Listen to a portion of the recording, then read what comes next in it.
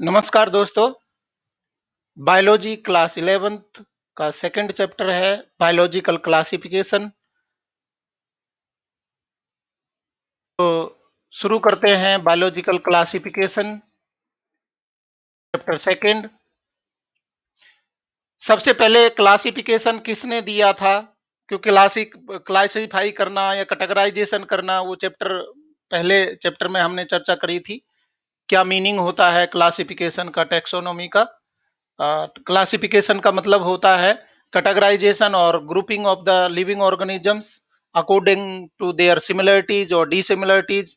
तो सबसे पहले अरिस्टोटल ने जो क्लासिफिकेशन किया था, वो अरिस्टोटल का क्लासिफिकेशन है, वो किस आधार पे था, कैसे उसने कैटेगराइज किया, उसको चर्चा करेंगे।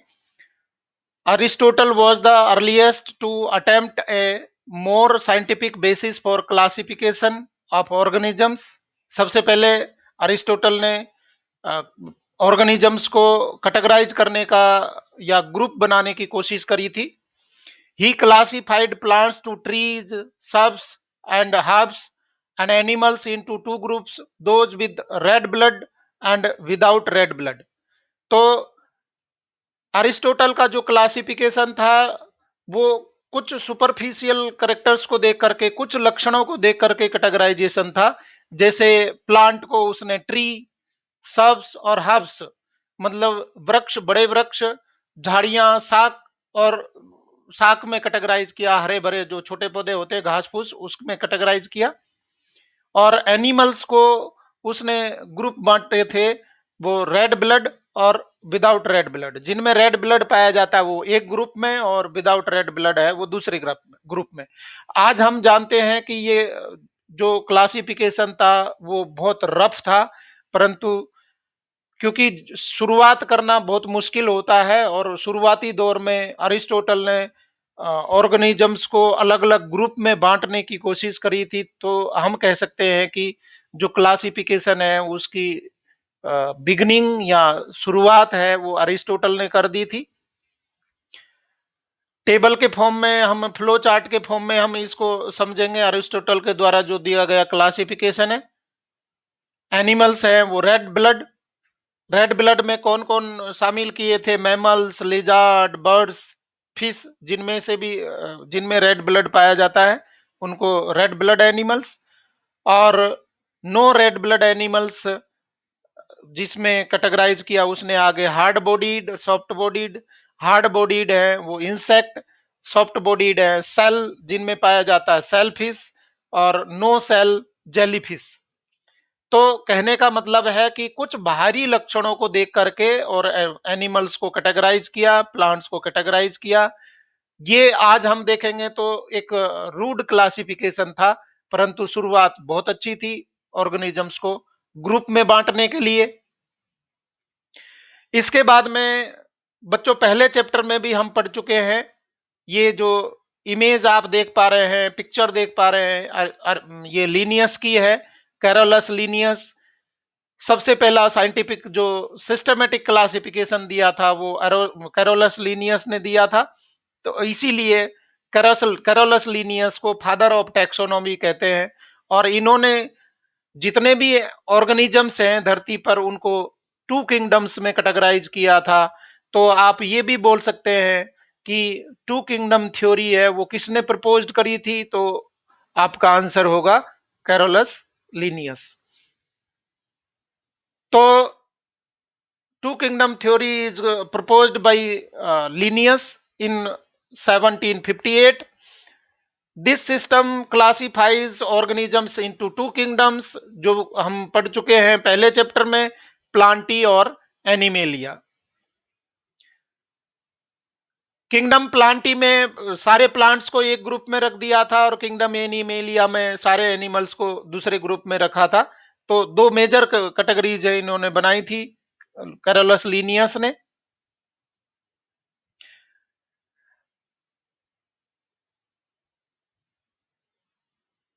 Drawbacks of two kingdom classification, क्या प्रॉब्लम थी, क्या दिक्कतें थी टू किंगडम ऑफ क्लासिफिकेशन में? क्योंकि यहाँ पर टू किंगडम का मतलब है कि वहां पर बहुत सारे ऑर्गेनिजम्स जो इररिलेवेंट थे, जिनमें सिमिलरिटीज नहीं थी, उनको भी एक ग्रुप में रख दिया कुछ लक्षणों को देख करके, दूसरे ग्रुप में एनिमल में रख दिया जो कुछ सुपरफिशियल करेक्टर को देख करके। तो कहने का मतलब है कि टू किंगडम थ्योरी की कुछ डीमेरिट्स थी, कुछ ड्रॉबैक्स थे, जो आगे चल करके विटेकर ने उनको रेक्टिफाई किया। तो कौन कौन से ड्रॉबैक थे वो आप यहां पर देखिए। Prokaryotes bacteria, cyanobacteria and eukaryotes fungi, mosses, ferns, gymnosperms and angiosperms were included under plants. मतलब प्रोकैरियोट में बैक्टीरिया को, प्रोकैरियोट को और यूकैरियोट को एक ही ग्रुप में रख दिया था प्लांट में। जबकि आपको पता है प्रोकैरियोटिक सेल और यूकैरियोटिक सेल में बहुत सारे डिफरेंसेज होते हैं, बहुत सारे अंतर पाए जाते हैं। तो एक ही ग्रुप में रखना वो रेलेवेंसी नहीं दिखती है, वो ठीक नहीं, उचित नहीं लगता है। किस आधार पर उन्होंने रखा था? Based on the presence of cell wall but they are widely different in other features. दूसरे लक्षणों में वो अलग हैं, परंतु एक करेक्टर को लेकर के, कुछ करेक्टर को लेकर के उनको एक ही ग्रुप में रख दिया गया था। इसलिए ये ड्रॉबैक बन गया। इसके साथ में ही it includes unicellular and multicellular organisms in some same group. कि यूनिसेलुलर जो कि सिंगल सेल्ड होते हैं, मल्टी सेलुलर जो जिनमें बहुत सारी सेल्स ऑर्गेनिज्म की बॉडी में पाई जाती है, उनको भी एक ही ग्रुप में रख दिया। जैसे यहाँ पर एग्जांपल है Chlamydomonas, spirogyra were placed under algae. जो कि एल्गी हैं वो मल्टी सेलुलर है, जबकि क्लेमाइडोमोनास, स्पाइरोगायरा को भी जो यूनिसेलुलर है उनको इसी ग्रुप में रख दिया गया, जो उचित नहीं था। इसके बाद में it did not differentiate between heterotrophic fungi and autotrophic green plants. Fungi have chitinous cell wall while the green plants have cellulosic cell wall. तो सेल वॉल के आधार पर उनको प्लांट में रखा, जबकि प्लांट की सेल वॉल में सेलुलोज पाया जाता है, जबकि फंगी की सेल वॉल में काइटिन पाया जाता है। इसके साथ में सेल वॉल तो सपोज इनमें दोनों में पाई जाती है, परंतु फंगी है उनका मोड ऑफ न्यूट्रिशन हिट्रोट्रोफिक है, मतलब सेप्रोफाइटिक है, जबकि प्लांट तो ऑटोट्रोफिक होते हैं। तो बच्चों पहले चैप्टर में हमने चर्चा करी थी, ग्रुप इस तरीके से हमें बनाने कि जिनमें सिमिलरिटीज और डिसिमिलरिटीज हो। अगर सेम ग्रुप के हैं तो अधिकतर करेक्टर हैं वो सेम होने चाहिए, और अलग ग्रुप बना रहे हैं तो वो पहले वाले से उनके करेक्टर डिफरेंट होने चाहिए। जबकि प्लांट किंगडम में या एनी किंगडम में, एनिमल किंगडम में जो ऑर्गेनिजम्स रखे थे, वो उनमें डिसिमिलर करेक्टर वाले ऑर्गेनिजम्स हैं वो भी शामिल कर दिए गए। इसलिए टू किंगडम थ्योरी है उसको आगे चलकर डिस्कार्ड कर दिया गया, उसको फिर मॉडिफाई किया गया। मॉडिफाई किसके द्वारा किया गया है वो आप देखिए नेक्स्ट स्लाइड में। ये देखिए, ये आर एच विटेकर है, और आर एच विटेकर ने फिर जो कैरोलस लीनियस का जो टू किंगडम थ्योरी थी उसके अपवाद है या जो उसमें ड्रॉबैक्स थे उनको रेक्टिफाई करने की कोशिश करी। और मैं आपसे बच्चों कहना चाहूंगा कि कोई भी क्लासिफिकेशन है वो परफेक्ट नहीं होता, क्योंकि लिविंग ऑर्गेनिजम्स में बहुत ज्यादा एक्सेप्शंस होते हैं। तो फिर भी मोस्ट एक्सेप्टेबल है, अधिकतर डाउट्स है, अधिकतर एक्सेप्शंस को जो सेचुरेट करता है, जो सेटिस्फाइड करता है, उसी क्लासिफिकेशन को अडॉप्ट किया जाता है, माना जाता है, मान्यता दी जाती है अधिकतर साइंटिस्ट के द्वारा। तो आर एच विटेकर ने टू किंगडम थ्योरी को और आगे बढ़ा करके उसको रेक्टिफाई करने की कोशिश करी। क्या बात बताई थी उसमें, ये देखिए। It is proposed by R H Whittaker, five kingdom theory है वो आर एच विटेकर के द्वारा इन 1969 में प्रपोज की गई थी। It includes Monera, protista, Fungi, Plantae and animalia.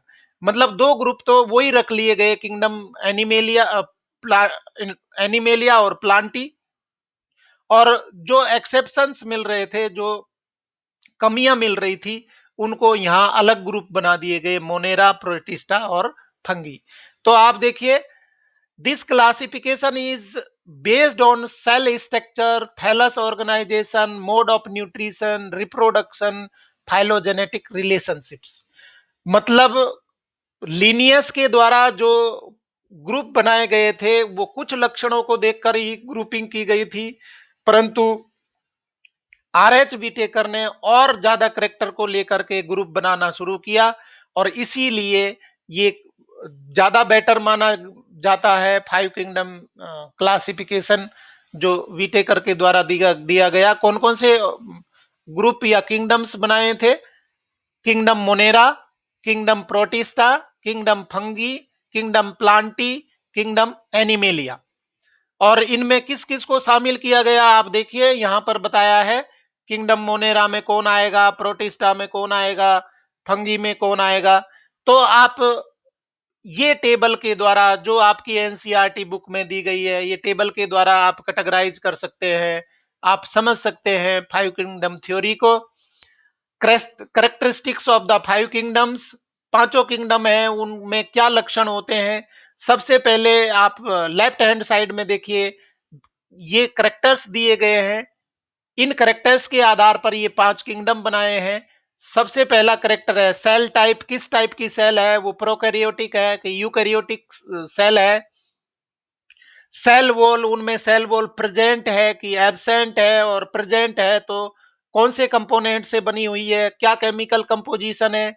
उसके बाद में न्यूक्लियर मेम्ब्रेन प्रेजेंट है या एब्सेंट है, और बॉडी ऑर्गेनाइजेशन, उनका बॉडी है वो किस तरीके के ऑर्गेनाइजेशन के द्वारा बना हुआ है, और नेक्स्ट है मोड ऑफ न्यूट्रिशन। ये सारे करेक्टर हैं वो लिए गए फाइव किंगडम थ्योरी में आरएच विटेकर के द्वारा। तो सबसे पहले हम बात करेंगे cell type. Cell type Monera में प्रोकैरियोटिक सेल होती है, और प्रोटिस्टा, फंगी, प्लांटी और एनिमेलिया, यहां आप देख पा रहे हैं सभी में यूकैरियोटिक सेल है। तो मोनेरा बाकी ग्रुप से अलग क्यों हो गया? On the basis of cell type, क्योंकि इनमें प्रोकैरियोटिक सेल है जिनमें न्यूक्लियर मेम्ब्रेन एब्सेंट होती है, बाकी सारी सेल्स में न्यूक्लियर मेम्ब्रेन मिलती है, इसलिए मोनेरेंस है वो अलग कर दिए गए प्रोटिस्टा, फंगी, प्लांटी या रिमेनिंग जो भी ग्रुप्स है उनके उनसे। इसके बाद में सेल वॉल के आधार पर, अब यहां हम देख रहे हैं कि अगर सेल के आधार पर ही कैटेगराइज करें तो ये चारों ग्रुप तो एक ही उसमें शामिल हो जाएंगे, इसलिए आगे के करेक्टर उसने लिए सेल वॉल के आधार पर। मोनेरा में सेल वॉल प्रेजेंट होती है कि नहीं होती है, अगर प्रेजेंट है तो उसको उसने आइडेंटिफाई किया नॉन सेलुलोजिक होती है। सेल वॉल अगर है तो सेलुलोज की नहीं बनी होती है, किसकी बनी होती है? पॉलीसेकेराइड एंड एमिनो एसिड की बनी होती है। तो सेल वॉल के आधार पर करेक्टर ले तो ये सेल वॉल है, उसका केमिकल कंपोजिशन ही अलग होता है मोनेरन का, इसलिए अलग ग्रुप में रखा गया। प्रोटिस्टा में सेल वॉल प्रेजेंट होती है परंतु सभी में नहीं होती, कुछ ऑर्गेनिजम्स में प्रोटिस्टन में पाई जाती है, सभी में नहीं पाई जाती। इसके बाद में फंगी में सेल वॉल प्रेजेंट होती है परंतु वो बनी होती है काइटिन की, present but it is made up by chitin and polysaccharides. In Plantae present which is made up by cellulose, chemical composition है वो सेल वॉल का सेलुलोज है, और एनिमेलिया में ये सेल वॉल एब्सेंट होती है। इसके साथ में ही nuclear membrane, nuclear membrane Monera में क्योंकि ये प्रोकैरियोटिक सेल है तो न्यूक्लियर मेम्ब्रेन एब्सेंट होती है, और बाकी सेल यूकैरियोटिक सेल है, प्रोटिस्टा भी यूकैरियोटिक है, फंगी भी यूकैरियोटिक है, प्लांटी भी यूकैरियोटिक है, एनिमेलिया भी, तो सभी में न्यूक्लियर मेम्ब्रेन है वो पाई जाती है। इसके बाद में बॉडी ऑर्गेनाइजेशन। बॉडी ऑर्गेनाइजेशन का मतलब है कि उनकी बॉडी में नंबर ऑफ सेल्स क्या है, या यूनिसेलुलर है कि मल्टी सेलुलर है, मल्टी सेलुलर है उसमें टिश्यू बने कि नहीं बने हैं, ऑर्गन्स बने कि नहीं बने हैं, ऑर्गन सिस्टम बने कि नहीं बने हैं। तो ये उनका जो संरचनात्मक जो अंतर है उसके आधार पर यहाँ बेस्ड लिया गया लिविंग ऑर्गेनिजम्स को बांटने के लिए, किंगडम्स बनाने के लिए। तो मोनेरन में सभी के सभी ऑर्गेनिजम्स है वो यूनिसेलुलर होते हैं तो उनका बॉडी ऑर्गेनाइजेशन है वो सेल टाइप सेलुलर का ही है, एक ही सेल से पूरी बॉडी बनी होती है, तो सेलुलर टाइप। प्रोटिस्टन है वो भी सेलुलर टाइप का बॉडी ऑर्गेनाइजेशन है, ये भी यूनिसेलुलर होते हैं। तो दोनों यूनिसेलुलर है, मोनेरा भी यूनिसेलुलर है, प्रोटिस्टा भी यूनिसेलुलर है। दोनों में अंतर देखिए, पहला वाला अंतर देखिए, यूनिसेलुलर है परंतु ये प्रोकैरियोटिक टाइप की सेल रखते हैं और ये यूकैरियोटिक टाइप की सेल रखते हैं। तो यूनिसेलुलर है परंतु दोनों में अंतर आ गया। इसके बाद में फंगी हैं वो मल्टी सेलुलर है और इनमें लूज कनेक्टिव टिश्यू पाए जाते हैं। प्लांटी है उनमें टिश्यू और ऑर्गन सिस्टम लेवल का बॉडी ऑर्गेनाइजेशन पाया जाता है। एनिमेलिया में भी टिश्यूज और ऑर्गन सिस्टम ऑर्गन ऑर्गन और ऑर्गन सिस्टम लेवल का बॉडी ऑर्गेनाइजेशन पाया जाता है, मतलब कॉम्प्लेक्सिटी है वो आगे वाले किंगडम्स में बढ़ती जाती है। इसके बाद में मोड ऑफ न्यूट्रिशन की बात करें कि वो किस तरीके का न्यूट्रिशन लेते हैं, भोजन कैसे प्राप्त करते हैं, तो भोजन करने का जो ढंग है, तरीका है, वो मोनेरा, प्रोटिस्टा, फंगी, प्लांटी सभी में अलग अलग है। सबसे पहले मोनेरा की बात करें, वो कैसे भोजन करते हैं, वो ऑटोट्रॉफिक होते हैं। ऑटोट्रॉफिक में भी दोनों ही टाइप है के हैं, फोटोसिंथेटिक भी है और कीमोसिंथेटिक भी है। फोटोसिंथेटिक का मतलब है they prepare their own food with the help of sunlight, और कीमोसिंथेटिक का मतलब है they prepare their food with the help of chemical energy. और कुछ ऑर्गेनिजम्स हैं मोनेरा के, वो हेट्रोट्रोफिक भी होते हैं। हेट्रोट्रोफिक में भी टाइप है सेप्रोफाइटिक और पैरासिटिक। प्रोटिस्टा हैं वो ऑटोट्रोफिक भी होते हैं और हेट्रोट्रोफिक भी हैं। ऑटोट्रोफिक है तो उनमें फोटोसिंथेटिक है। फंगी है वो टोटली हेट्रोट्रोफिक है और उनका मोड ऑफ न्यूट्रिशन है वो कौन से टाइप का है, हेट्रोट्रोफिक में saprophytic means feed on dead and decaying matter, and parasitic means feed on the host body. Plantae में जो मोड ऑफ न्यूट्रिशन है वो टोटली ऑटोट्रोफिक है और ऑटोट्रोफिक में भी कौन सा टाइप है, फोटोसिंथेटिक। और एनिमेलिया है उसमें मोड ऑफ न्यूट्रिशन हेट्रोट्रोफिक है, जिसमें होलोजोइक है। और कुछ एनिमल्स हैं वो डेड डिकेइंग मैटर को मतलब ये बोलना चाहिए स्कैवेंजर्स होते हैं, डेड डिकेइंग मैटर को भी खाते हैं। तो इस तरीके से 5 किंगडम बनाए गए हैं कुछ बेसिक करेक्टर्स को लेकर के। जो करेक्टर एक ऑर्गेनिज्म ग्रुप को दूसरे से अलग करता है, इस आधार पर 5 किंगडम उन्होंने तैयार किए थे आर एच विटेकर ने। और इसके 5 किंगडम्स को बहुत ज्यादा मान्यता दी गई है, most acceptable classification of 5 kingdom theory. इसके बाद में सबसे पहला जो ग्रुप हम बात करेंगे वो है किंगडम मोनेरा। किंगडम मोनेरा में कौन शामिल है, बैक्टीरिया हैं। ये मोनेरा में बैक्टीरिया है, मतलब ये यूनिसेलुलर होते हैं और प्रोकैरियोटिक होते हैं। और सबसे जो शुरुआत के जब सबसे सिंपल फॉर्म के ऑर्गेनिजम्स हैं उनको मोनेरा में शामिल किया गया। ये आप देख पा रहे हैं अलग अलग टाइप के बैक्टीरिया, यहाँ पर बहुत सारे बैक्टीरिया जो हमें फायदे भी करते हैं नुकसान भी करते हैं। तो क्या किस आधार पर इनको बांटा गया है वो देखिए। Bacteria are the most abundant micro organisms on the earth. सबसे ज्यादा मात्रा में बैक्टीरिया हैं वो माइक्रो ऑर्गेनिज्म के रूप में धरती पर पाए जाते हैं। Hundreds of bacteria are present in a handful of soil. एक मुट्ठी भर मिट्टी में सैकड़ों बैक्टीरिया आपको मिल जाएंगे। They also live in extreme habitats such as hot springs, desert, snow and deep oceans. मतलब विपरीत परिस्थितियों में जहां जीवन संभव नहीं है उस जगह पर भी ये पाए जाते हैं, जैसे गर्म जल धाराओं में, डेजर्ट में भी ये मिल जाएंगे बैक्टीरिया, स्नो में बर्फ में भी मिल जाएंगे, और डीप ओशियंस में समुद्र की गहराइयों में भी ये पाए जाते हैं। और मैनी आर पैरासाइट्स, बहुत सारे हैं वो पैरासाइट के रूप में पाए जाते हैं। कुछ नुकसानदायक होते हैं, कुछ फायदेमंद होते हैं।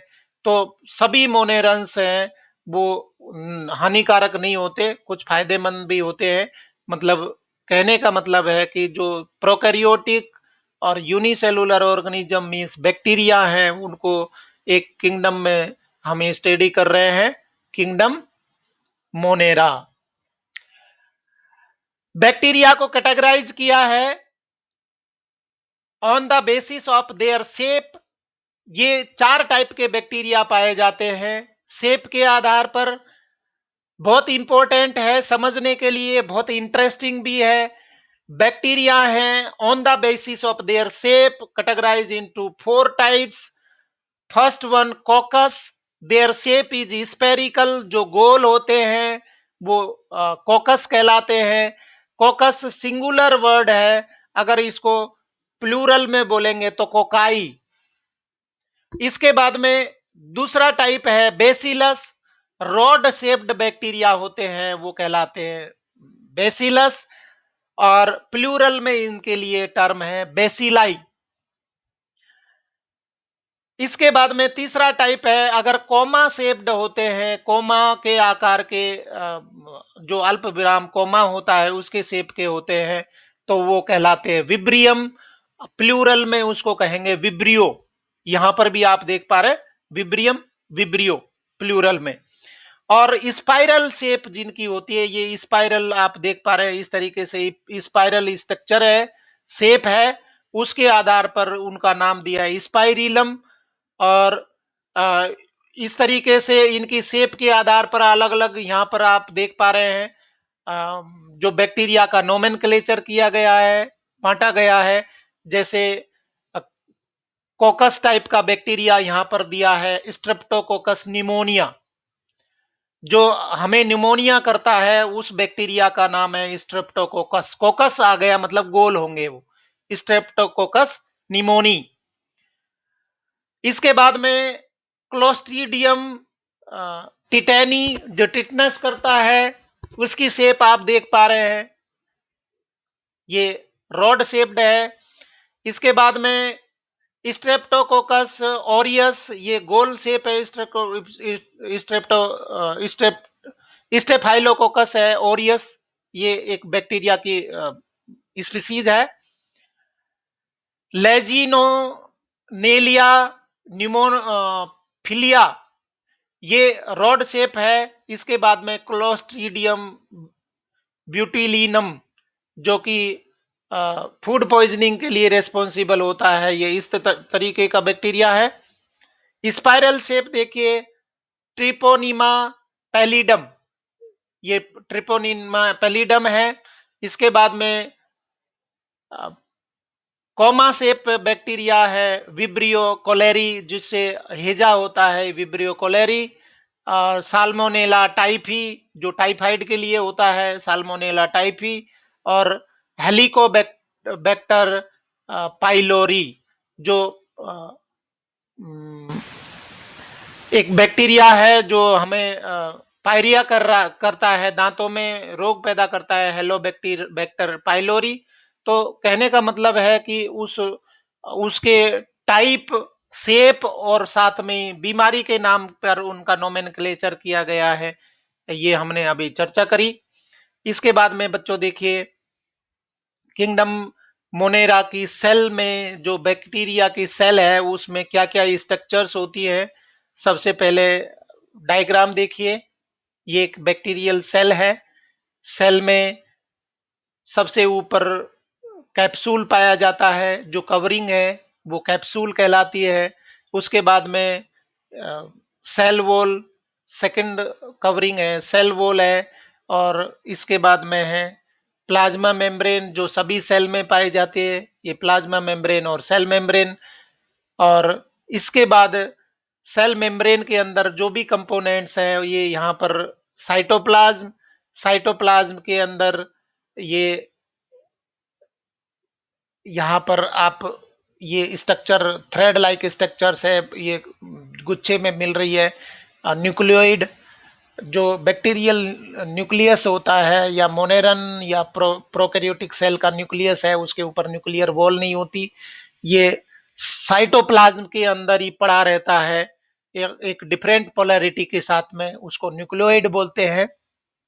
और अगर सेल मेम्ब्रेन होती तो इसको न्यूक्लियस कहते, परंतु यहाँ पर सेल मेम्ब्रेन नहीं है, सॉरी न्यूक्लियर मेम्ब्रेन नहीं है, इसलिए इसको आप क्या बोल रहे हैं, न्यूक्लियस बोलने के बजाय न्यूक्लियोइड बोल रहे हैं। और न्यूक्लियोइड के पास में जो डीएनए होता है वो सर्कुलर होता है, डबल स्ट्रैंडेड होने के बजाय सर्कुलर डीएनए यहाँ पर मिलता है, वो हेलिकल फॉर्म में नहीं है। इसके बाद में राइबोसोम्स, जिसके ऊपर न्यूक्लियर में जिस तरीके से न्यूक्लियर मेम्ब्रेन एब्सेंट होती है, राइबोसोम के ऊपर भी किसी प्रकार की मेम्ब्रेन नहीं होती, राइबोसोम्स इसमें पाए जाते हैं। राइबोसोम्स अगर डिटेल में आप डिस्कस करना चाहते हैं तो यहाँ पर राइबोसोम है वो 70S के होते हैं, इनमें प्लाज्मिड्स पाई जाती है। और दूसरे सेल के ऊपर निकले हुए फिंगर लाइक प्रोजेक्शंस हैं, उनको पिल्ली, यहाँ पिल्ले ही बोल रहे हैं, ये आप देख पा रहे हैं बहुत सारे पिल्ले ही हैं। और बड़ी वाइप लाइक चाबुक के आकार की अगर एक्सटेंशन है, बाहर निकली हुई संरचना है, तो उसको हम बोलते हैं फ्लैजिलम। तो बैक्टीरिया में पिल्ली और फ्लैजिलम है वो दोनों ही पाई जाती है, ये जो अटैचमेंट के लिए, मूवमेंट के लिए ये हेल्प करती हैं। तो ये डायग्राम मैंने आपको बताया बैक्टीरियल सेल का। अभी स्लाइड में देखते हैं क्या लिखा हुआ है, वो पढ़ के आपको सुनाता हूं। Bacterial structure is very simple but they are complex in behaviour and so metabolic diversity. Structure है वो बहुत सिंपल होती है, परंतु उनके व्यवहार में बहुत ज्यादा कॉम्प्लेक्सिटी पाई जाती है। सम बैक्टीरिया आर ऑटोट्रोफिक, जो अपना खुद का भोजन तैयार कर लेते हैं, autotrophic, synthesise food from inorganic substances. Majority are heterotrophic, अधिकतर है वो हेट्रोट्रोफिक होते हैं, मतलब दूसरे पर निर्भर करते हैं।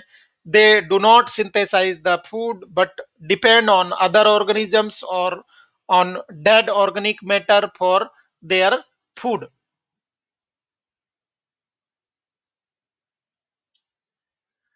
बैक्टीरिया को कैटेगराइज किया है, क्लासिफिकेशन किया गया है। बैक्टीरिया दो टाइप के बांटे हैं, मेजर कैटेगरी बनाई गई है, आर्की बैक्टीरिया और यू बैक्टीरिया। बच्चों आर्की मतलब होता है आदि, शुरुआत का, इनिशियल पीरियड का। तो आर्की बैक्टीरिया, जो सबसे पहले धरती पर बैक्टीरिया बने थे, वो कौन से बैक्टीरिया थे, आर्की बैक्टीरिया। और यू बैक्टीरिया का मतलब, यू का यू का मतलब होता है ट्रू बैक्टीरिया, जो वास्तविक बैक्टीरिया है वो आज के बैक्टीरिया, ये यू बैक्टीरिया कहलाते हैं। आर्की बैक्टीरिया में कौन कौन से बैक्टीरिया के टाइप आते हैं, वो है हेलोफाइल्स। हेलोफाइल्स का मतलब है जो हाई सैलिनिटी में रहते हैं, जो खारे पानी में, हाई साल्ट में पाए जाते हैं, वो हेलोफाइल्स कहलाते हैं। फाइल्स का मतलब है, फिल्स एक टर्म है लव और अफेक्शन, और हेलो का मतलब होता है salinity. Bacteria which love with salinity तो वो कहलाएंगे हेलोफाइल्स। थर्मो एसिडोफाइल्स, थर्मो का मतलब टेम्परेचर और एसिडो का मतलब एसिड और फील्स मतलब अफेक्शन, जो हाई टेम्परेचर में, हाई एसिडिक मीडियम में रहते हैं, वो थर्मो एसिडोफिल्स कहलाते हैं। और मीथेनोजेंस, जो बैक्टीरिया मीथेन गैस प्रोड्यूस करते हैं, वो कहलाते हैं मीथेनोजेंस। तो मीथेनोजेंस बच्चों जो बायोगैस प्लांट होता है वहां पर ये मीथेनोजेंस हैं, वो ग्रो होकर के मीथेन गैस बनाते हैं, जो बायोगैस में का इंपॉर्टेंट कंपोनेंट है। और ये मीथेनोजन बैक्टीरिया हैं वो हमारे जो कैटल होते हैं उनके रूमेन में पाए जाते हैं, और इसीलिए गोबर से मीथेन गैस बनती है, मतलब बायोगैस तैयार होती है। इसके बाद में यू बैक्टीरिया है। यू बैक्टीरिया कौन है, दो कैटेगरी है on the basis of there mode of nutrition, autotrophs और हेट्रोट्रोप्स। ऑटोट्रोप्स का बहुत सिंपल मतलब, ऑटो मतलब सेल्फ और ट्रोप्स मींस न्यूट्रिशन। हेट्रोज का मतलब होता है अदर्स और ट्रोप्स मींस न्यूट्रिशन, जो खुद का भोजन बनाते हैं ऑटोट्रोप्स, जो दूसरे से प्राप्त करते हैं वो हेट्रोट्रोप्स। ऑटोट्रोप्स को भी फिर दो टाइप में बांटा है, फोटोसिंथेटिक ऑटोट्रोप्स जो अपना भोजन सनलाइट की मदद से, फोटोन की मदद से करते हैं, वो फोटोसिंथेटिक, और जो केमिकल एनर्जी से करते हैं वो कहलाते हैं कीमोसिंथेटिक ऑटोट्रोप्स। हेटेरोट्रोप्स है, दो टाइप के हैं। पैरासिटिक, जो पैरासाइट के रूप में पाए जाते हैं होस्ट बॉडी पर, होस्ट बॉडी के अंदर, और जो डेड डिकेइंग मैटर से फूड लेते हैं वो सेप्रोफाइटिक। तो इस तरीके से बच्चों ये टेबल का आप स्क्रीनशॉट भी ले सकते हैं। बैक्टीरिया है उनकी कैटेगरी बनाई गई है on the basis of their habitat, their mode of nutrition, और इस आधार पर इनको अलग अलग ग्रुप में बांटा गया है। नेक्स्ट स्लाइड हम देखते हैं। आर्की बैक्टीरिया क्या करेक्टर होते हैं? Archaebacteria they live in harshest habitats such as extreme salty areas, halophiles मैंने आपको बताया, hot springs, thermoacidophiles and marshy areas, methanogens. जो हार्सी प्लेसेज पर, विपरीत परिस्थितियां जहां पर जीवन इम्पॉसिबल सा होता है, वहां पर ये रहते हैं। बहुत कठिन परिस्थितियों में पाए जाते हैं। जैसे साल्टी एरिया में कौन से हैं? हेलोफाइल्स हैं। गर्म जलधारा में, हॉट स्प्रिंग्स में थर्मोएसिडोफिल्स हैं। मार्सी, जो दलदल वाली जगह पर पाए जाते हैं, वो मार्सी एरियाज में वो मेथेनोजेंस, और वहां से भी एक विशेष प्रकार की गैस निकलती है, मीथेन गैस। तो वो दलदल वाली जगह पर ये पाए जाते हैं, methanogens. Archaebacteria have a different cell wall structure for their survival in extreme conditions। क्योंकि विपरीत परिस्थितियों में रहना है तो उनके ऊपर अपनी एक प्रोटेक्टिंग लेयर होती है, जिसको सेल कंपोजिशन है वो अलग होता है, जो उनको जीवित रहने में मदद करती है। कहाँ कहाँ ये पाए जाते हैं? Methanogens are present in the guts of ruminant animals. जो जुगाली करने वाले जानवर हैं, जो अपने भोजन को एक बार खाने के बाद में बैठ करके चबाते रहते हैं, वो जुगाली वाले एनिमल्स कहलाते, कैटल कहलाते हैं, जिनमें काउज, बफेलो, गॉट, ये सभी में ये पाए जाते हैं। They produce methane biogas from the Dang of these animals. क्योंकि एक्चुअली में तो रहते हैं वो उनके रूमेन में। ये आप देखिए, ये माउथ है, फिर ईसोफेगस है, रेटिकुलम है, फिर एबोमेसम है, स्मॉल इंटेस्टाइन है, और ये आप देख पा रहे हैं इनका जो पेट है, रूमेन है, यहाँ पर ये बैक्टीरिया रहते हैं। और जब जानवर, पशु गोबर करता है तो साथ में ये बैक्टीरिया भी आ जाते हैं, और बायोगैस प्लांट में उस गोबर को रखते हैं तो ये बैक्टीरिया बहुत सारी बायोगैस प्रोड्यूस करते हैं, जिसको कलेक्ट कर लिया जाता है और हमारे घरेलू पर्पज में उपयोग किया जाता है। तो ये सभी प्रकार के बैक्टीरिया हम देख पा रहे हैं। ये हेलोफाइल्स साल्टी एरिया में मिलते हैं। थर्मोएसिडोफिल्स, ये बैक्टीरिया हाई एसिडिक मीडियम और कहना चाहिए हाई टेम्परेचर में रहते हैं। और ये मिथेनोजेंस इस तरीके के दिखेंगे आपको अगर आप स्लाइड तैयार करेंगे तो। इसके बाद में दूसरी कैटेगरी है यू बैक्टीरिया। यू बैक्टीरिया जिसको आप ट्रू बैक्टीरिया कह रहे थे, ये ट्रू बैक्टीरिया हैं, जिनको हमने 4 टाइप में बच्चों बांटा था। कोकस है, उसके बाद में बेसिलस है, विब्रियो है, स्पाइरिलम है। तो ये बैक्टीरिया हैं, वो शेप के आधार पर बांटे थे। इनको क्या बोला गया है? They are true bacteria having a rigid cell wall and a flagellum. अगर वो मोटाइल है तो फ्लैजिलम भी उनमें पाई जाती है। दे इंक्लूड ऑटोट्रोप्स, ये ऑटोट्रोपिक भी होते हैं, दोनों टाइप के, फोटोसिंथेटिक, कीमोसिंथेटिक एंड हिट्रोट्रोप्स। तो ये बैक्टीरिया आप देख पा रहे बच्चों, जो ट्रू बैक्टीरिया यू बैक्टीरिया है। ट्रू बैक्टीरिया यू बैक्टीरिया का करेक्टर क्या है? Photosynthetic autotrophs, example cyanobacteria. Blue green algae भी इनको कहते हैं। एल्गी इसलिए बोला है क्योंकि ये अपना खुद का भोजन बनाते हैं, वास्तव में वो एल्गी ना होकर के बैक्टीरिया हैं, और इनको साइनोबैक्टीरिया बोलते हैं। They have chlorophyll a similar to that of green plants.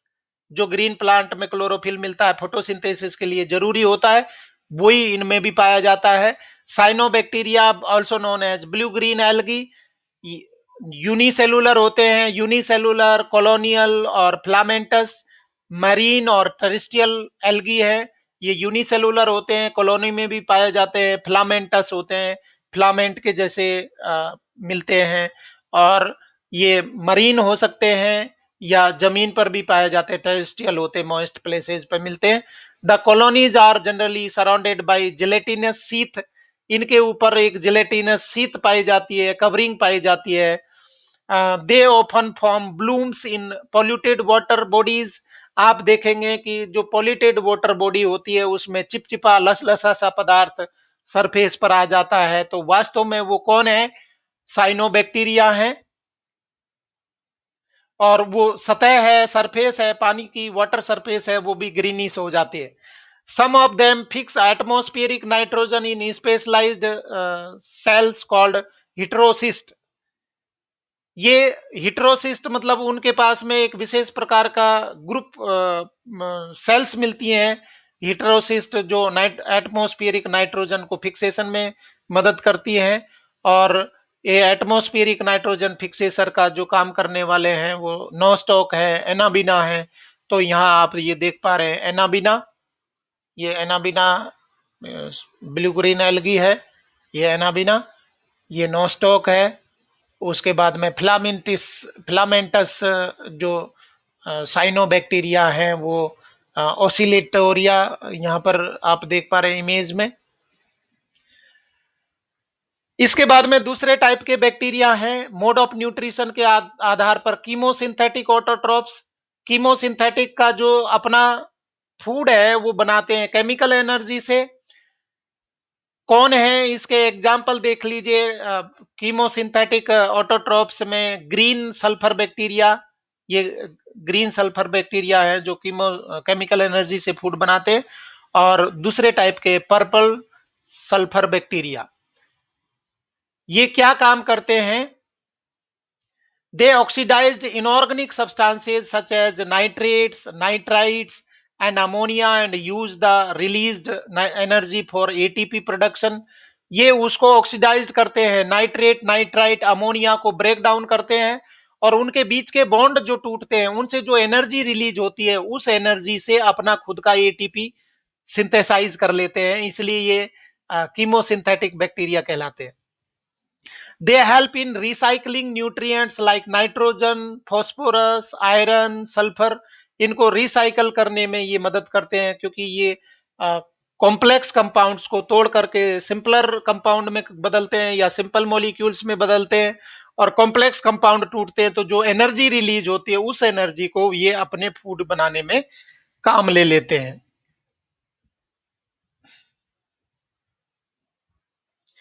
इसके बाद में दूसरा कैटेगरी यू बैक्टीरिया की दूसरी टाइप है वो हिट्रोट्रोफिक बैक्टीरिया। हिट्रोट्रोफिक बैक्टीरिया है वो आप देख पा रहे हैं, they are the most abundant in nature, the majority are important decomposers. Heterotrophic bacteria हैं वो डेड डिकेइंग मैटर पर काम करते हैं और कॉम्प्लेक्स या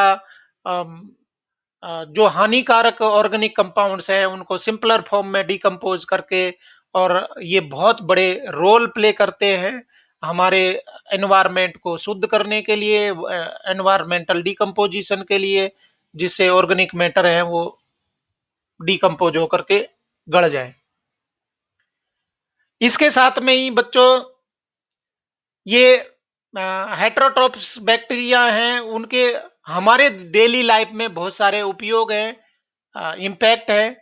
कौन कौन से इम्पैक्ट हैं वो देखिए, आप यहाँ पर बैक्टीरिया देख पा रहे हैं।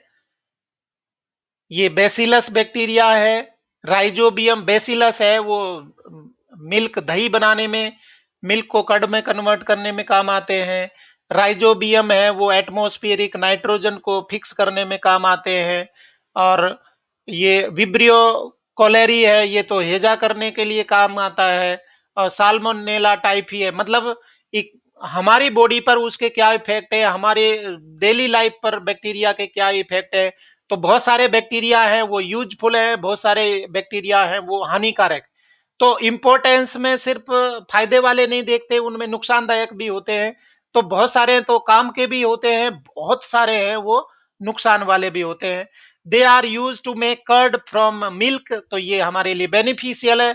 प्रोडक्शन ऑफ एंटीबायोटिक्स, एंटीबायोटिक्स बनाने में भी बैक्टीरिया काम आते हैं।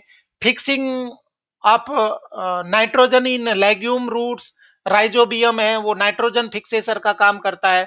सम आर पैथोजेंस, जो नुकसानदायक है, बहुत ज्यादा बीमारियां करते हैं, pathogens causing diseases, example cholera जो हैजा करता है, typhoid, tetanus and citrus canker जो आपके ये नींबू है उसमें लग जाता, दाग बना देता है। तो कहने का मतलब है बहुत सारे बैक्टीरिया काम के होते हैं, बहुत सारे नुकसान करने वाले होते हैं। अब बैक्टीरिया है उनमें मल्टीप्लिकेशन कैसे होता है, अपनी संख्या कैसे बढ़ाते हैं, अपना रिप्रोडक्शन कैसे करते हैं, वो यहाँ पर हम चर्चा कर रहे हैं। तो आप यहाँ देख पा रहे हैं एक बैक्टीरियल सेल है वो डिवाइड होकर के दो में बदल गई। इसके बाद में यहाँ पर भी आप देख रहे हैं वो बैक्टीरियल सेल है वो डिवीजन कर रही है। तो बच्चों 10th क्लास में आपने पढ़ा है फिजन, जिसमें पेरेंटल सेल डिवाइड होकर के दो डॉटर सेल में कन्वर्ट हो जाती है। तो यहाँ बाइनरी फिजन इसमें देख पा रहे हैं आप। यहाँ ये इनमें वेजिटेटिव सेल है वो डिवाइड हो रही है और डिवाइड होकर के वो डॉटर सेल बना रही है या स्पोर बना रही है। तो मल्टीप्लीकेशन है वो कैसे होता है या रिप्रोडक्शन कैसे होता है, ये देखिए bacteria reproduce mainly by fission. Fission का मतलब डिवाइड होकर के।